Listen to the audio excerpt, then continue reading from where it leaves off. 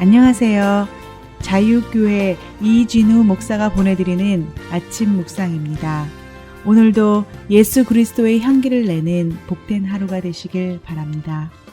2월 9일 화요일 아침 묵상입니다. 오늘은 새술에 취하였다라는 제목으로 사도행전 2장 4절로 13절의 말씀 묵상합니다.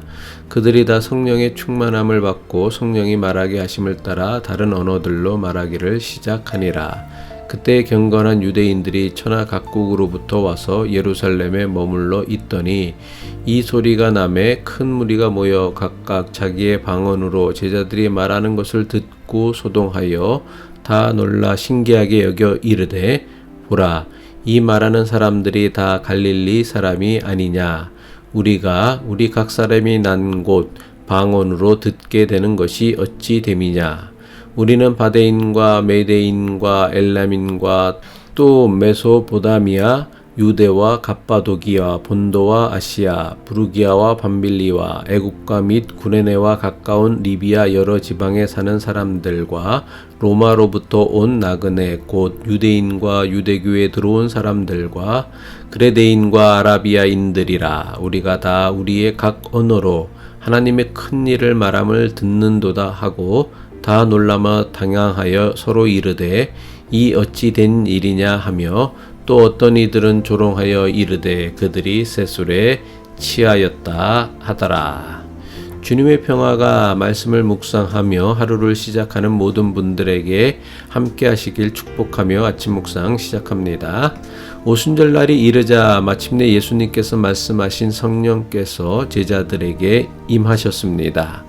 하나님께서 보내신 성령께서 제자들에게 임하자 제자들은 성령께서 말하게 하심을 따라 각각 다른 방언을 말하기 시작합니다.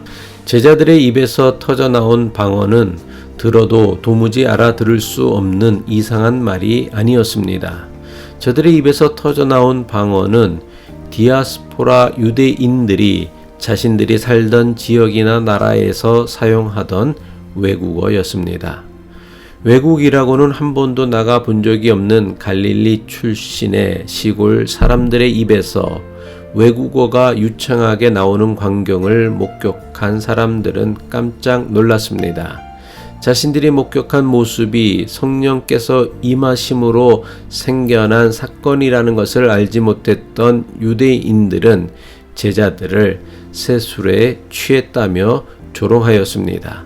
사도행전 2장 13절이죠. 또 어떤 이들은 조롱하여 이르되 그들이 새술에 취하였다 하더라. 여기서 우리가 주목해야 할 것은 서로 다른 언어들로 말하는 제자들을 조롱했던 사람들이 단순히 술에 취해 이상한 소리를 말한다고 비웃은 것이 아니었습니다. 서로 다른 외국어로 방언을 하는 제자들을 비웃고 조롱했던 이들은 제자들이 새술에 취하였다며 조롱하였습니다. 저들은 왜 그냥 술에 취하여 이상한 소리를 짓거린다고 하지 않고 굳이 새술에 취하였다고 한 것일까요? 자신들이 보기에도 외국어로 방언을 하는 제자들의 모습이 단순히 술에 취해 주정을 부리는 것처럼 보이지는 않았기 때문일 것입니다. 대부분 경우 술에 취하게 되면 일반적으로 나타나는 현상은 아래와 같다고 합니다. 술에 취하면 의식이 흐려져서는 정상적인 사고와 판단이 불가능해집니다.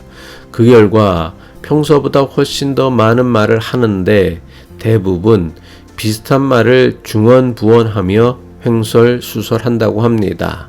하지만 외국어로 방언을 하는 제자들의 모습에서는 술에 취해 쓸데없는 말이나 허세 가득한 말로 중언부언하고 횡설수설하는 모습은 찾아볼 수 없었습니다.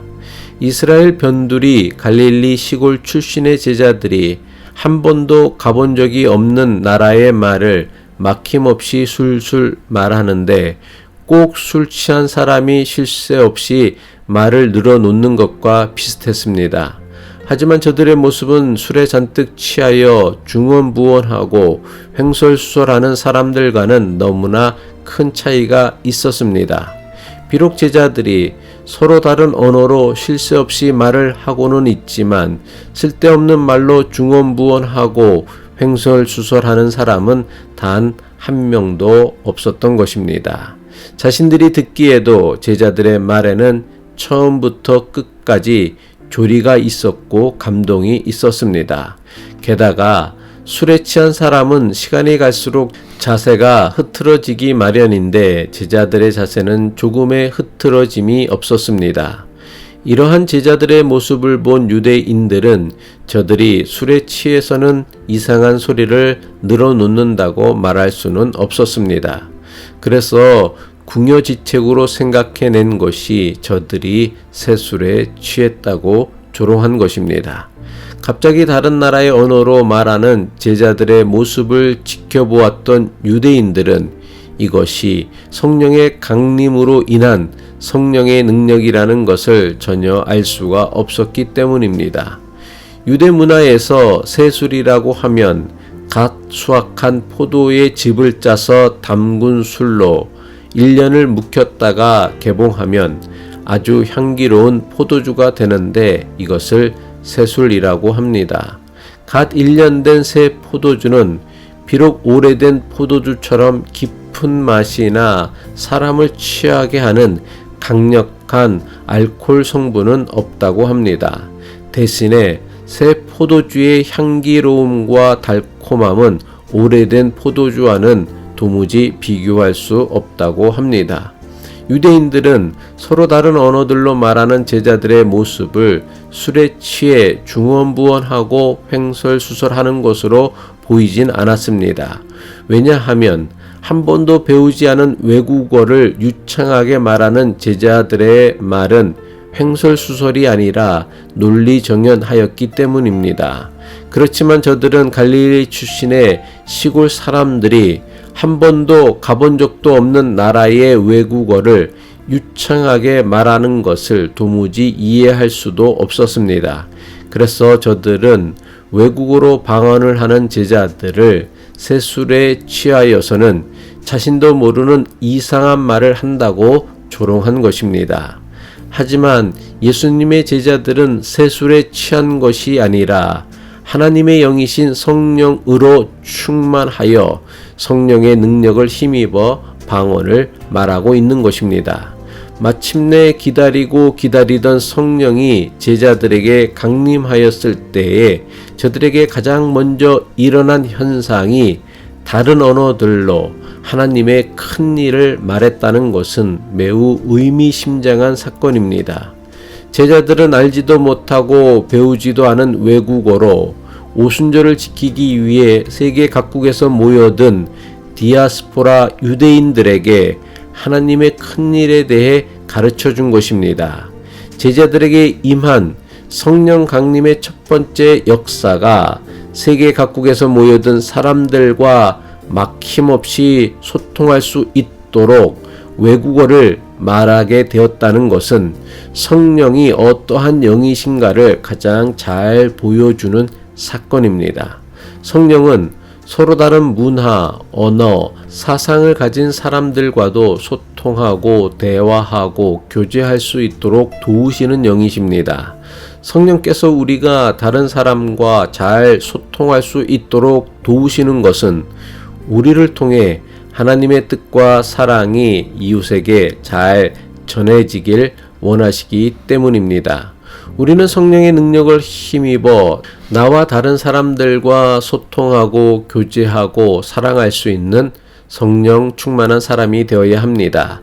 그럴 때 우리는 하나님 나라를 위해 세상에 보낸 사도로서의 사명을 넉넉히 감당하는 사람이 될 수 있을 것입니다. 기도하겠습니다.